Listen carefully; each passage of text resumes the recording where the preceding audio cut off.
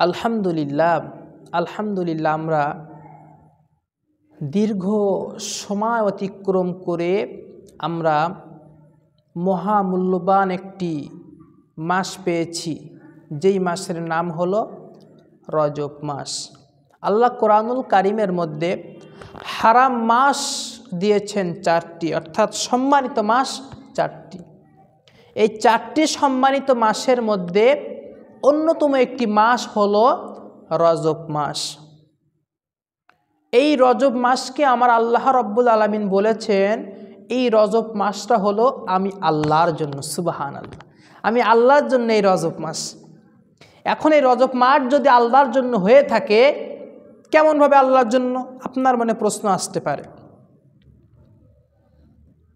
এই রজবের ২৭ তারিখ দিবাগত রাত্রে আপনার আমার নবী মুহাম্মদুর রাসূলুল্লাহকে আল্লাহ তাআলা ৭ আসমান ৭ জমিন ভেদ করে আরশে আজিমে আমার আল্লাহ তাআলার সাথে সাক্ষাৎ হয়েছিল।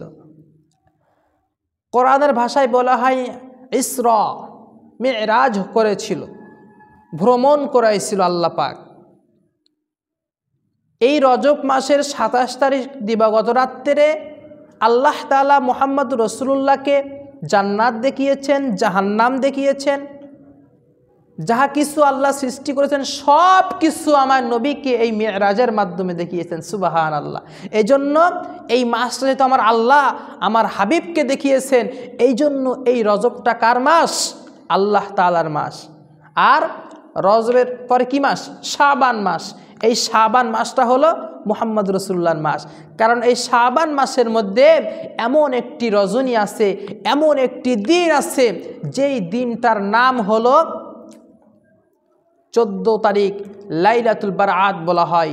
যে রাত্রিকে আমরা খুব গনিমত মনে করি, ইবাদত বান্দেগি করি, আল্লাহর কাছে কান্নাকাটি বেশি বেশি করি। আর তারপরে হলো রমাদান মাস, যেই রমাদান মাসকে আমরা আনন্দ করি, যেই রমাদান মাস পেয়ে আমরা কত খুশি থাকি। আমরা আল্লাহর হুকুম পালন করি, রোজা রাখি, আল্লাহ পাকের সমস্ত হুকুম আহকামগুলো মানার চেষ্টা করি। এই রমাদান মাস হলো আমার গুনাহগার উম্মতের জন্য। সুবহানাল্লাহ। এই কথা আল্লাহ রাসূল সাল্লাল্লাহু আলাইহি ওয়াসাল্লাম বলেছেন। আজকে এই রজব মাস পেয়েছি। আল্লাহ রাসূল বলেন, তোমরা যখন রজব মাস পাবে, এই রজব মাসকে গনিমত মনে করে হার হামেশা সদা সর্বদা তোমরা এই দোয়াটা পাঠ করবে, আল্লাহুম্মা বারিক লানা ফি রজব ওয়া শাবান ওয়া বাল্লিগনা রমাদান।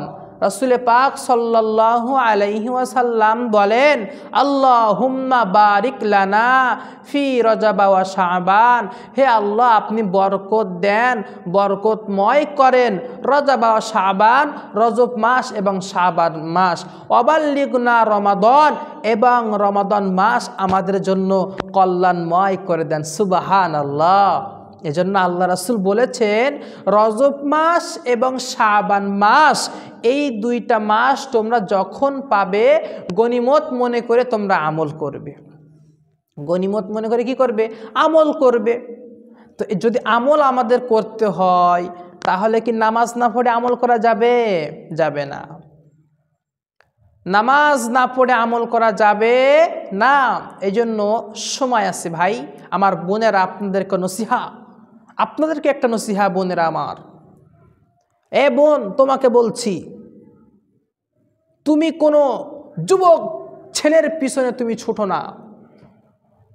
তুমি তোমার ক্যারিয়ারকে ইসলাম মাইন্ডে চালাও। আম্মাজান আয়েশা, ফাতিমাতুজ জহরা রাদিয়াল্লাহু তাআলা আনহাদের মতন তোমার লাইফস্টাইলকে তুমি গড়ে তোলো। হাজার যুবক দেখবে তোমার পিছনে ঘুরবে। আর যুবক, তোমাকে বলছি, তোমার লাইফটাও তুমি এমনভাবে গড়িয়ে তোলো, তোমার ক্যারিয়ারকে তুমি এমনভাবে গুছিয়ে তোলো যে তোমার পিছনে শুধু মেয়ে নয়, মেয়ের বাবা, মেয়ের মা, মেয়ের গোষ্ঠী তোমার পিছনে ঘুরবে তোমার মেয়ে দেওয়ার জন্য।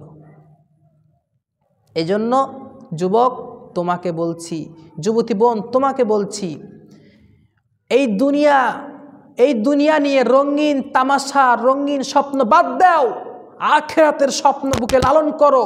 দেখবে দুনিয়া তোমার কাছে কিচ্ছু মনে হবে না, এই দুনিয়া তোমার কাছে কিচ্ছু মনে হবে না।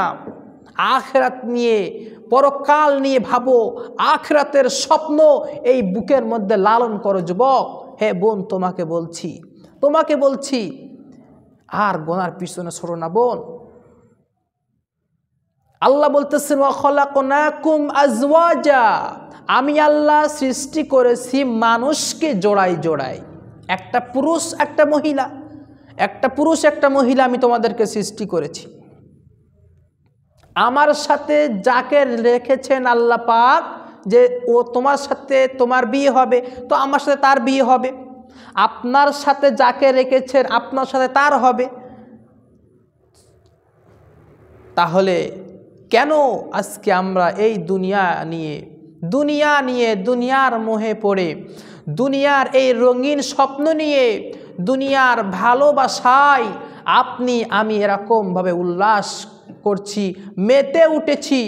ভাই, এগুলো আমরা পরিহার করতে হবে। যুবক তোমাকে বলছি, যুবতী বোন তোমাকে বলছি, ও মুরব্বীরা আপনাদেরকে বলছি, আসেন আজকের পর থেকে প্রতিজ্ঞাবদ্ধ হন, ওয়াদা করেন, আজকের পর থেকে এই রজব মাস এসেছে, এই রজব মাসকে সামনে রেখে আজকের পর থেকে আর নামাজ ছাড়বো না।